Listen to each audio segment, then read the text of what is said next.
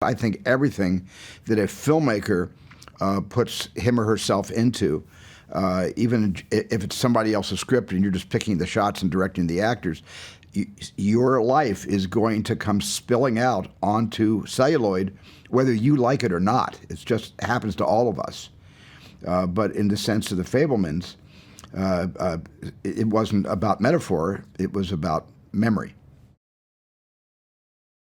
I would not have been able to co-author this film without somebody I truly, dearly admired and adored and knew me so well, and who I so loved and respected. And that happened to be Tony Kushner. And just because he won a Pulitzer Prize and the Tony Award and been nominated several times for Academy Awards, for me, that wasn't a criteria. The only thing that mattered to me was I could open it up to somebody, and I could basically unpack all of my suitcases in front of somebody, and I would never feel embarrassed or ashamed, and could actually go down a very personal road. And that's why I asked if Tony would co-author this with me. And one of the reasons I wrote this story is because at a very young age, something had happened in my life, which is reflected in our film, but something happened in my life between myself and my mother, where I stopped perceiving my mother as a parent and began looking upon her as a person. And I think all kids at a certain point in their lives, if they grow up in a communicative relationship with their parents, and they themselves have kids, there are moments where they realize, hey, my parents have been people all this time, and I never knew it until now. And maybe the kid is 40, and the parents are 65 when that epiphany occurs. I had that epiphany when I was 16 years old, and so I've never looked at any of the people in my story as enemies. I looked for several things. I looked for somebody who was really much more handsome than me, and somebody that the girls would probably fall for more than they fell for me. And I cast somebody who had insatiable curiosity, which I know I've always possessed. And as a person, Gabe has insatiable curiosity. And that was, when I started meeting him on Zoom calls, that was the thing that I really connected with him about, was how many questions he asks and how he questions everything, and how he's open to basically receive and accept any answer because he's curious. And that was the one thing I knew about myself consistently in my entire life. I'm curious about so many things, which is why I make so many different kinds of movies and not just the same kind of movie over and over again, because my curiosity throws me into genres that I never imagined I would ever do. And now I'm suddenly doing a genre I've never done before. And he's that way. There are no villains in the Fabelmans. In a way, the Fabelmans is a story about the act, the act of forgiveness and how important that act of forgiveness is.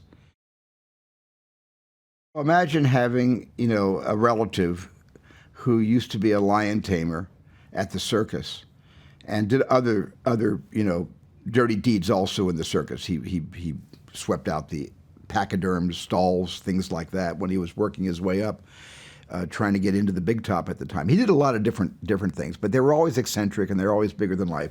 And I think he had the biggest personality of anybody my mother knew of all of her relatives. He had the biggest personality, and I know that he scared my grandmother, and he scared my mom a lot because he was just always sucked all the air out of the room.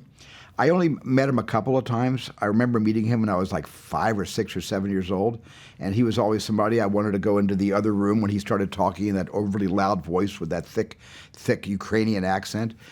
He scared me.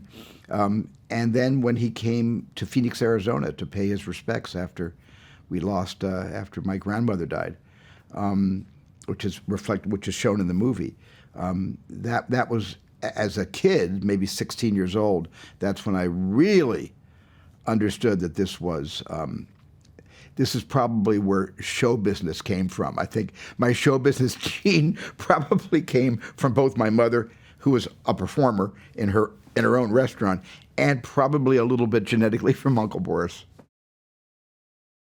Michelle Williams walked in clothes that my mom, exact replicas of clothes my mom had worn, her favorite clothes.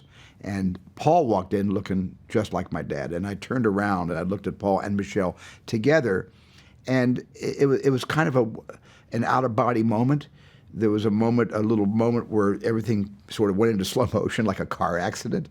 And I just looked at them together, and I didn't see Michelle and I didn't see Paul. I saw Lee and Arnold. I saw my mom and my dad, and I kind of lost it. So everything that I said I was not going to do on the first day of shooting happened to me. And bless their hearts, they both walked up to me and they both embraced me. So we were in a three-way hug. And that was the beginning of a beautiful friendship. I wanted to have that kind of doctor-patient relationship with my cast, but it was hard to do it because the story kept tugging me back to actual memories and recreating things that had actually happened to me, and seeing them unspool in front of me. It was a wicked, weird experience, I have to tell you. It was just like nothing I have ever gone through before. And ultimately, it was a very good experience. It was really a great thing to have gone through, and I'm happy I did. I didn't want this story to be told in a vanity mirror. You know, I wanted the story to be told in more of a communal mirror, so people could see their own families inside the story. Because this story is about family, and it's about parents, it's about siblings, it's about bullying, it's about the good and bad things that happen when you're growing up in a family that pretty much stays together until they're no longer together.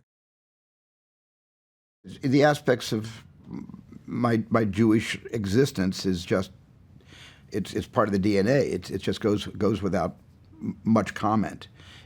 That's how we grew up. The bullying is just it doesn't define me, and it doesn't define my life, but it certainly is something that happened to me. Very little in Arizona, but more so in California, in Northern California. The school bears no weight of culpability or responsibility at all, but I wanted to tell that story because it did result in a lot of my own awareness of anti-Semitism, which led to other films about anti-Semitism that I've made in my life. Tony and I didn't set about to make a comedy, but you know, life is full of things that are ridiculous and silly and hysterically funny and abstract and existential and also very sad and traumatizing. And it's just what all of us go through as we go through our formative years. And I simply wanted this to be a coming-of-age story that basically takes stock in the stuff that happens to us that we wish never happened, and the stuff that happens to us which we look back on and laugh hysterically because it wasn't funny at the time. But in looking back, it was pretty funny. It was fun to recreate my 8mm films. I wish I could have recreated my 8mm films to the amateurish degree I shot them at when I was 11, 12, 14, 16, 17 years old. I wasn't able to resist finding a better place to put the camera in 2021 when I made the movie than where I put the camera in 1961. I just couldn't resist it.